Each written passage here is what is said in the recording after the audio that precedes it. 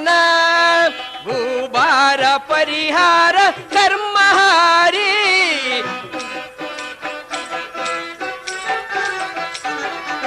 ಭೂಭಾರ ಪರಿಹಾರ ಕರ್ಮಹಾರಿ ಕ್ಷೀರಾಬ್ಧಿ ವರದಾಮ ನಾಗಶಯನ ವರ ನಾಗಶಯನ ವರ ನಾಗಶಯನ. ನಾರಾಯಣ ನಾರಾಯಣ ನಾರಾಯಣ ನಾರಾಯಣ. ಮೊದಲಿಗೆ ಈ ವಿಶ್ವ ಸೃಷ್ಟಿಯಲ್ಲಿ ಆದಿಶಕ್ತಿಯಾದರೂ ತ್ರಿಮೂರ್ತಿಗಳನ್ನು ಸೃಷ್ಟಿ ಮಾಡಿದಳು. ಬ್ರಹ್ಮ, ವಿಷ್ಣು, ಮಹೇಶ್ವರ ಎಂದು ಹೆಸರಿಟ್ಟಳು. ಆ ನಂತರ ಆದಿಶಕ್ತಿಯಾದರೂ ಆ ಮೂವರನ್ನು ಮೋಹಿಸೆಂದು ಕೇಳಲು ಬ್ರಹ್ಮ ಮತ್ತು ಪರಮೇಶ್ವರರು ಒಪ್ಪಲಿಲ್ಲ. ಆಗ ಅವರಿರುವರನ್ನು ಭಸ್ಮ ಮಾಡಿದಳು. ಆ ನಂತರ ಸಕಲ ಕಲಾವಲ್ಲಭನಾದ ಸಕಲ ಕಲಾ ನಾಟಕಕಾರನಾದ ಶ್ರೀಮನ್ನಾರಾಯಣನಾದರೂ ಒಪ್ಪಿದಂತೆ ಮಾಡಿದನು. ಒಪ್ಪಿದಂತೆ ಮಾಡಿ ಆಕೆಯಿಂದ ಎಲ್ಲ ವಿದ್ಯೆಗಳನ್ನೂ ತಿಳಿದುಕೊಂಡನು.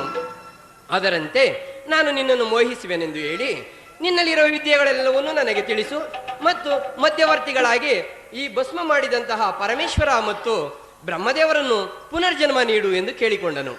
ಅದರಂತೆ ಆದಿಶಕ್ತಿಯಾದರೂ ಬ್ರಹ್ಮನಿಗೆ ಮತ್ತು ಪರಮೇಶ್ವರರಿಗೆ ಪುನರ್ಜನ್ಮ ನೀಡಿದಳು. ಆ ನಂತರ ನಾವೀಗ ಸ್ವಲ್ಪ ಹೊತ್ತು ನೃತ್ಯ ಮಾಡೋಣ ಎಂದು ಹೇಳಿದನು. ಆಗ ಶ್ರೀಮನ್ನಾರಾಯಣ ಮತ್ತು ಆದಿಶಕ್ತಿಯು ನೃತ್ಯ ಮಾಡುತ್ತಿರಲು ಆದಿಶಕ್ತಿಯ ಕರಗಳು ಆಕೆಯ ಶಿರದ ಮೇಲೆ ಬರುವಂತೆ ಮಾಡುತ್ತಾನೆ. ಆಗ ಆಕೆಯಾದರೂ ಭಸ್ಮವಾಗುತ್ತಾಳೆ. ನಾರಾಯಣ ನಾರಾಯಣ. ಆ ನಂತರ ತ್ರಿಮೂರ್ತಿಗಳಾದರೂ ಅಯ್ಯೋ, ನಮಗೆ ಜನ್ಮ ಕೊಟ್ಟ ತಾಯಿಯನ್ನು ನಾವೇ ಭಸ್ಮ ಮಾಡಿದೆವಲ್ಲ, ತಪ್ಪು ಎಂದು ತಿಳಿದು ಮತ್ತೆ ಅವರನ್ನು ಪುನರ್ಜನ್ಮ ಮಾಡಲು ಆ ಭಸ್ಮವನ್ನು 4 ಭಾಗಗಳಾಗಿ ಮಾಡುತ್ತಾರೆ. ಆ 4 ಭಾಗದಲ್ಲಿ ಶ್ರೀಮನ್ನಾರಾಯಣನಾದರೂ ಪುನರ್ಜನ್ಮ ನೀಡುವ ವಿದ್ಯೆಯನ್ನು ಬ್ರಹ್ಮದೇವರಿಗೆ ಹೇಳಿಕೊಡುತ್ತಾರೆ.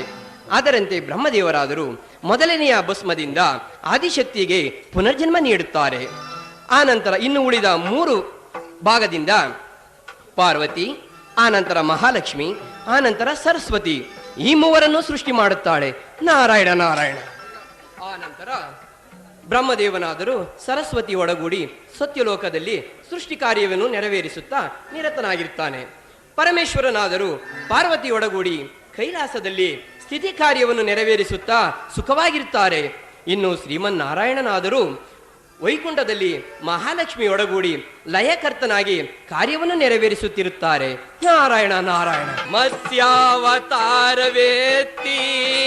ತಮ ಕಾಕ್ಷ ಒದಗೈದೆ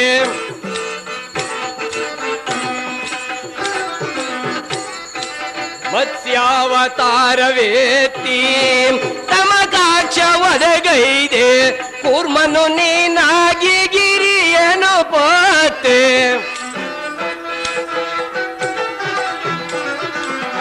ಕೂರ್ಮನು ನೀನಾಗಿ ಗಿರಿಯನು ಪೋತೆ ಚಿರಾಬ್ದಿ ವರದಾಮ ನಾಗಶಯನ ವಾರ ಪರಿಹಾರ ಕರ್ಮಹಾರಿ ಕ್ಷೀರಾಬ್ದಿ ವರದಾಮ ನಾಗಶಯನ ವರ ನಾಗಶಯನ ವರ